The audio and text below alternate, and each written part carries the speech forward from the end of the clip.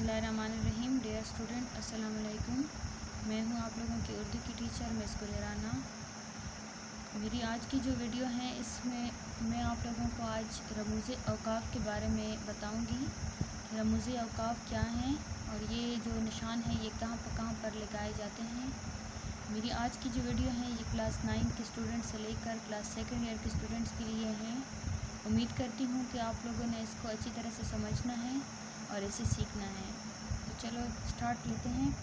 पहले हम बताएंगे कि रमूज़ औक़ाफ़ क्या है। रमूज़ है जमा रम्ज़ की और इसका मतलब है मानी है इशारा। औक़ाफ़ जो है ये जमा है किस चीज़ की? वक़फ़ की, यानी मानी है वक़फ़ का ठहराव। मुराद है अब के ठहराव के इशारात, यानी कि जिस जगह ठहरना हो इसके लिए जो इशारे इस्तेमाल किए जाते हैं इसे हम रमूज़ औक़ाफ़ कहते हैं। रमूज़ औक़ाफ़ से मुराद वो अलामात हैं जिनके इस्तेमाल से एक लफ्ज़ दूसरे लफ्ज़ से या एक जुमला दूसरे जुमले से अलहदा और वाज़ेह हो जाता है। इन इशारात का सही इस्तेमाल ही जुमले को बमक़सद और बमानी बनाता है। बसूरत दीगर मानी कुछ से कुछ बन जाता है अगर रमूज़ औक़ाफ़ का सही इस्तेमाल ना किया जाए। तो ये तो हो गई इसकी तारीफ़। अब आते हैं मुख्तलिफ़ जो अलामात हैं जो कि हम उर्दू में इस्तेमाल करते हैं रमूज़ औक़ाफ़ के। ये कहाँ पर ये निशान लगाए जाते हैं और किस तरह। तो सबसे पहले हैं ख़त्मा।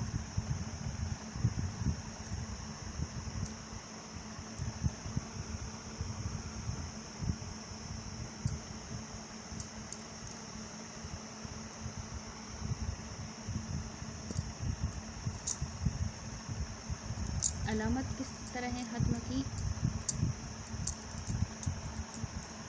ख़त्म ये अलामत वहाँ लगाई जाती है जहाँ जुमला मुकम्मल हो जाता है। यानी जब हम कोई जुमला कोई फ़िक्रा मुकम्मल करते हैं इसके बाद जो फुल स्टॉप लगाना होता है, अंग्रेज़ी में जैसे हम फुल स्टॉप कहते हैं, उर्दू में ख़त्मा इसे कहते हैं। वो एक छोटी सी लकीर होती है, इसे हम ज़ाहिर करते हैं। तो जुमला के ख़त्म पर कंप्लीट करने के बाद ये निशान लगाया जाता है। फिर हैं दूसरे नंबर पे सक्ता। अलामत है ये, अंग्रेज़ी में जैसे हम कामा कहते हैं। ये अलामत वहाँ इस्तेमाल होती हैं जहाँ मुख्तसर वक्त के लिए टर्न ना हो, यानी कि कई चीज़ों के जब हमने नाम लेने होते हैं कि फ्रूट सब्ज़ी या लोगों के नाम, तो हम बीच बीच में जो है ये सक्ता या कामा लगाते हैं। फिर हैं तीसरे नंबर पर वावेन।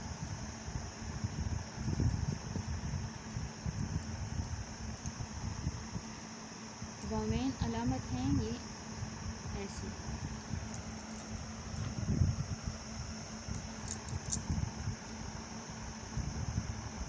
ये अलामत वहाँ इस्तेमाल होती हैं जहाँ किसी दूसरे शख्स का कौल बयान किया जाता है या ऐसे जुमले या लफ्ज़ के दोनों जानिब लगाए जाते हैं जहाँ ख़ास तवज्जो दिलाना मकसूद हो। मसलन फ़र्ज़ करो जैसे कि कायद-ए-आज़म ने फरमाया काम काम और बस काम, या मैं जानता हूँ कि तुम कितने ज़हीन हो। मैं जानता हूँ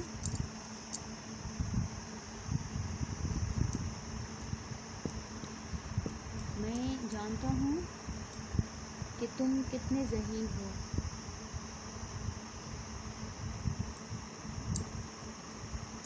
तुम कितने ज़हीन हो। अब ये जो ज़हीन का लफ्ज़ है इसको हम वावेन में बंद करेंगे। ख़ास तवज्जो जो हमारी यहाँ पर ज़हीन हो। मैं जानता हूँ तुम कितने ज़हीन हो, ये तो हो गई वावेन। अब हैं फॉर तफसीला।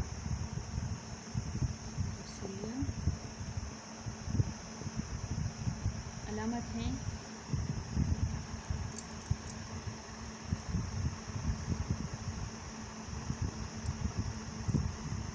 तफसीलिया की अलामत। ये अलामत किसी चीज़ की तफसील बयान करने के लिए इस्तेमाल की जाती हैं। جیسے کہ مثال کے طور پر ورزش کے فوائد مندرجہ ذیل ہیں۔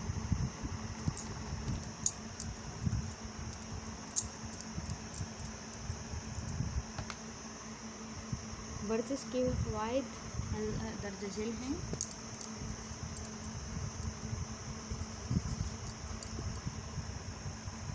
ورزش کے فوائد حسب ذیل ہیں۔ تو یہاں پر جو ہے یہ نشان لگا ہوا ہے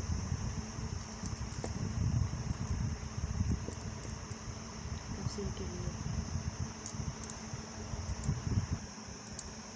پھر ہے وقفہ، علامت ہے اس کی یعنی کہ سیمی کالن۔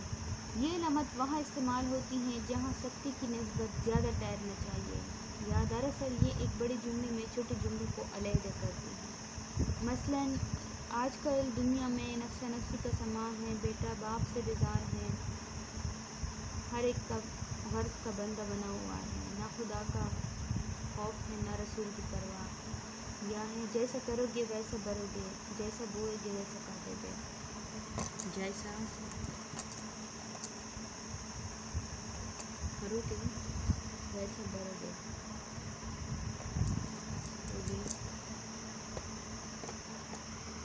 جیسا کرو گے پھر اس کے بعد یہ نشان لگائے جائیں گے وقفہ، ویسا بھرو گے، ویسا بھرو گے، جیسا کرو گے ویسا بھرو گے۔ پھر آتے ہیں سوالیہ نشان کی جانب۔ سوالیہ،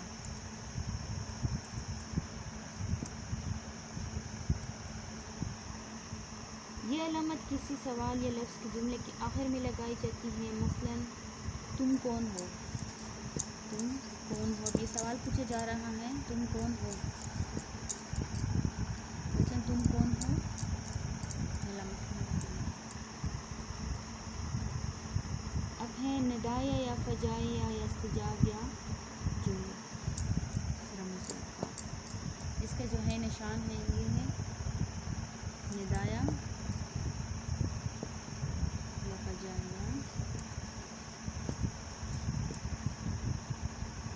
یا استجابیہ،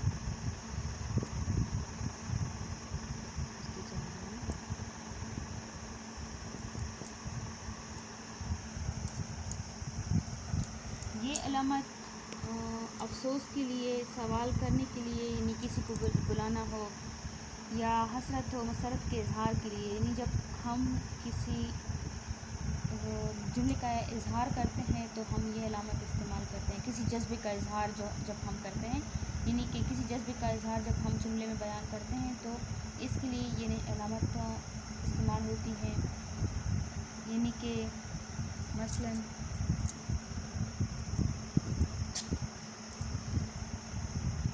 سبحان اللہ، سبحان اللہ،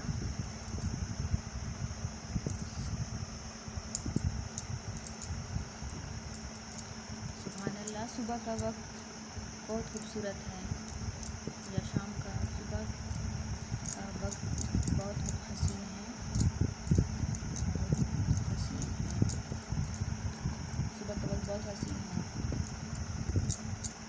یا کسی خواہش کا اظہار کرنے کے لیے ہم اس علامت کو استعمال کرتے ہیں، کاش میرے والدین زندہ ہوتے۔ اب کاش کے بعد یہ کاش میرے والدین زندہ ہوتے،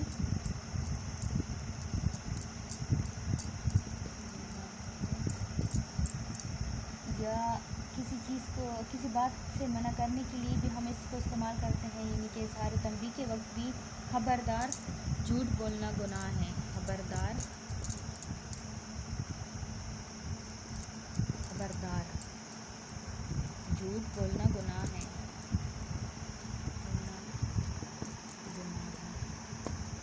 خبردار جھوٹ بولنا گناہ ہے۔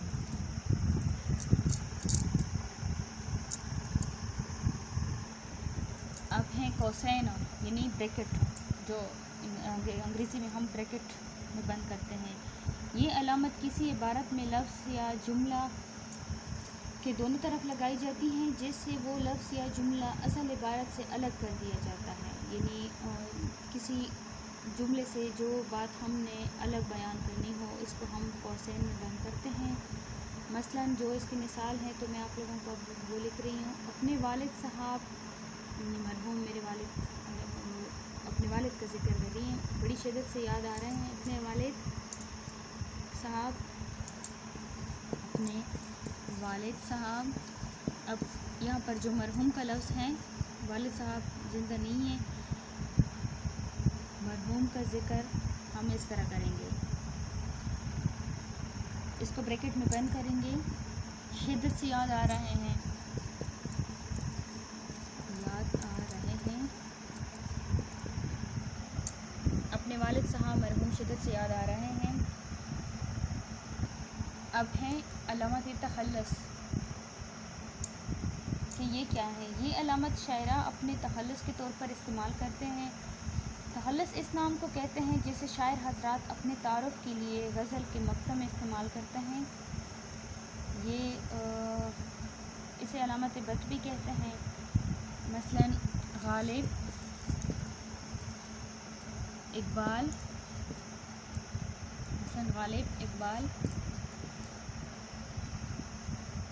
فراز، آتش،